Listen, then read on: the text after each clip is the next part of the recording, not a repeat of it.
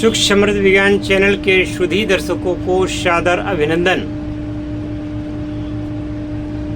प्रिय दर्शकों, आप लोग रोज किसी न किसी समस्या से ग्रसित रहते हैं।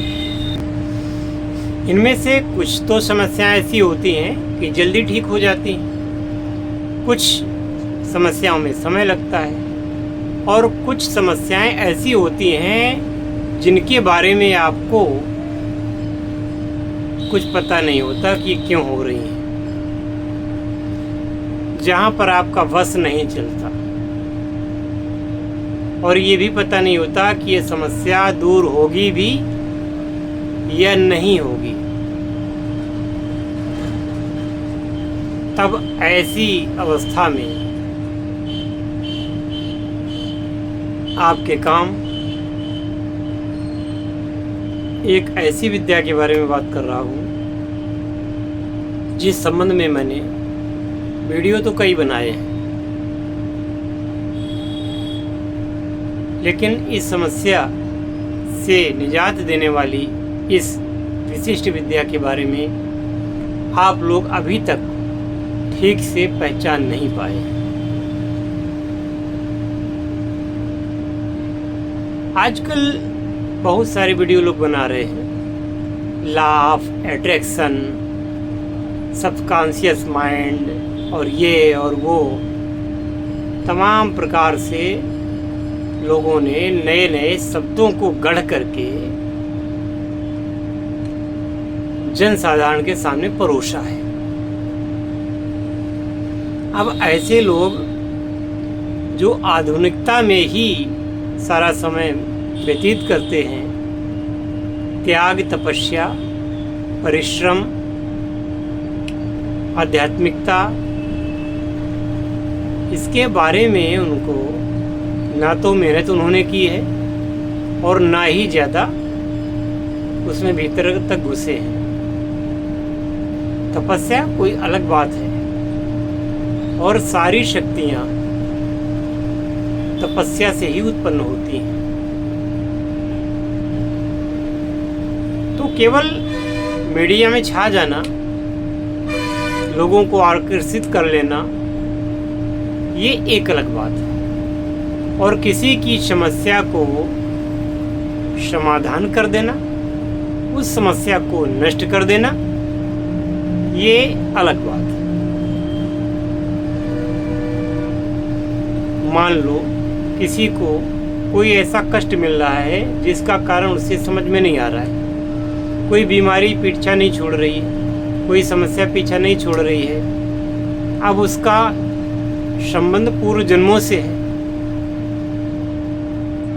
तो इसमें ऐसे लोग क्या कर पाएंगे? इसमें तो यही होगा कि आपको उस समस्या के मूल तक ले जाया जाए और मूल तक ले जा करके उस समस्या का समाधान किया जाए।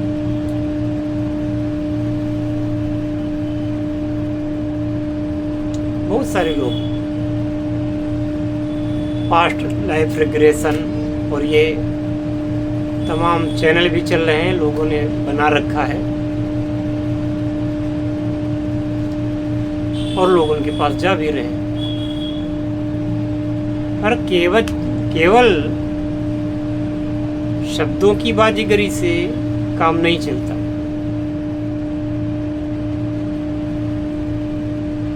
मैंने भी कुछ वीडियोस देखे जहां वो किसी को पास्ट लाइफ में ले जा करके पूछते हैं, आप पहले क्या थे?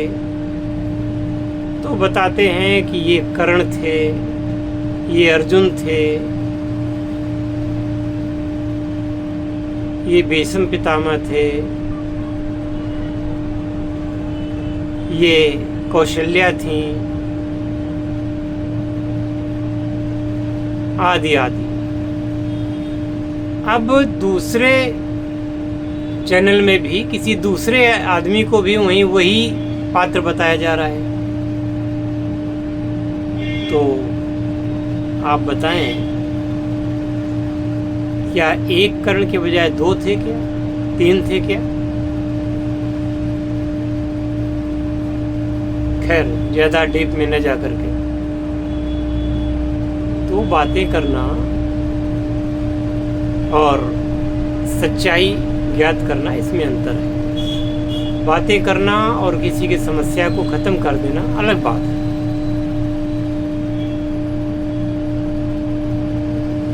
मान लीजिए किसी के ऊपर नकारात्मक शक्ति का प्रकोप है, आप माने न माने प्रेत होते हैं, आप माने न माने भूत होते हैं, आप माने न माने दुष्ट शक्तियां होती हैं, अच्छी शक्तियां भी होती हैं। कभी कभी मनुष्य की गलती से अच्छी शक्तियां भी दुष्ट शक्तियों की तरह परेशान करने लग जाती हैं। उसका निराकरण कैसे होगा?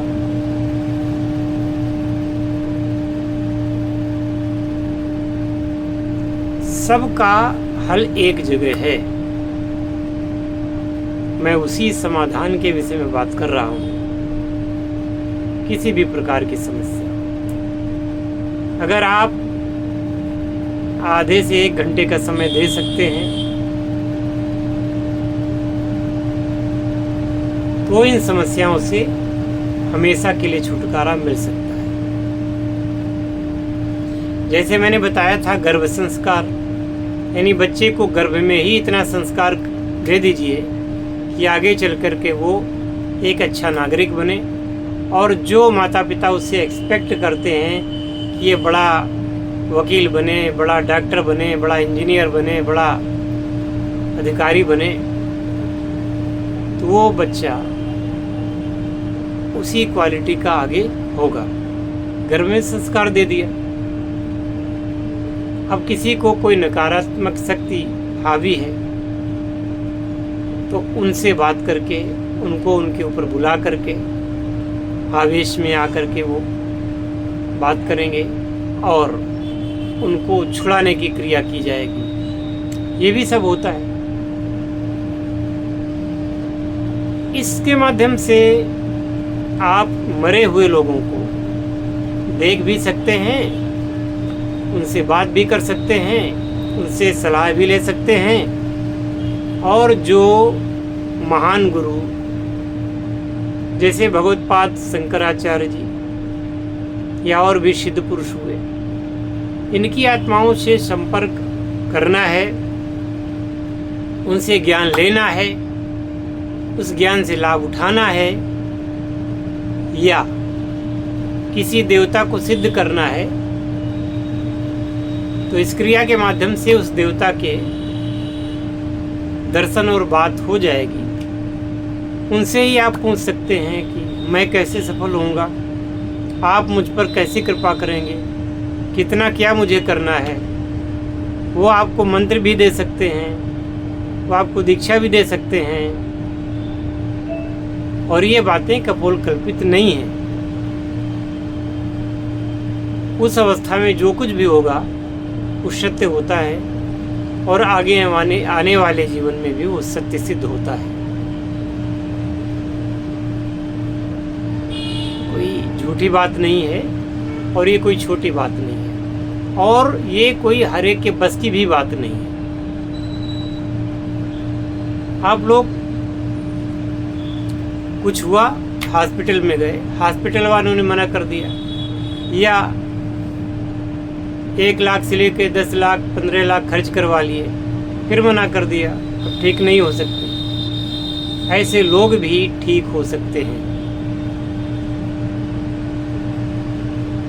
ऐसे लोगों की भी माइंड हीलिंग करके ऐसे लोगों को दिव्य शक्ति के माध्यम से ठीक किया जा सकता है। इसके प्रमाण हैं, ऐसा कई बार हुआ है। लेकिन आजकल के लोग, जो लोग अनीश्वरवादी हैं, जो लोग हर चीज में नास्तिकता का पुट ढूंढते हैं, हर क्रिया को आडंबर ढपोर शंख अंधविश्वास कह के बोलते हैं, तो फिर उनको लाभ कैसे होगा?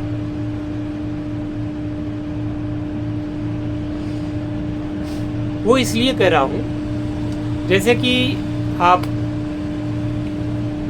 किसी से आपको 1000 रुपये लेने जाना है, मांगने जाना है कि मुझे आप 1000 रुपये दे दीजिए, मुझे काम है, और उसके पास जा कर के आप यह कहिए, आप बहुत ही बुरे आदमी हैं, आपसे नालायक व्यक्ति तो मैंने आज तक देखा नहीं, आप बहुत ही घटिया टाइप के व्यक्ति हैं और मुझे 1000 रुपये दे दीजिए। क्या आप उम्मीद करते हैं कि वो 1000 रुपये देगा? या आपके साथ क्या नहीं करेगा वो? ऐसे ही जब इन शक्तियों को सकारात्मक रूप में लिया जाता है, इन पर श्रद्धा की जाती है, तो इनके पॉजिटिव परिणाम प्राप्त होते हैं और पॉजिटिव अनुभव प्राप्त होते हैं। रही बात समझाने की, समझा मैं सकता नहीं, क्योंकि इतने ज़्यादा समझदार लोग हो गए हैं कि वो समझना नहीं चाहते। मेरी बातों को वही समझ पाएंगे जो किसी परिस्थिति से गुजर रहे हैं और जो ना रो सकते हैं और ना उससे मुक्त हो सकते हैं, वही समझेंगे, और ऐसे लोग ही लाभ के अधिकारी हैं। जय शिव शंकर, जय भोलेनाथ, हर हर महादेव।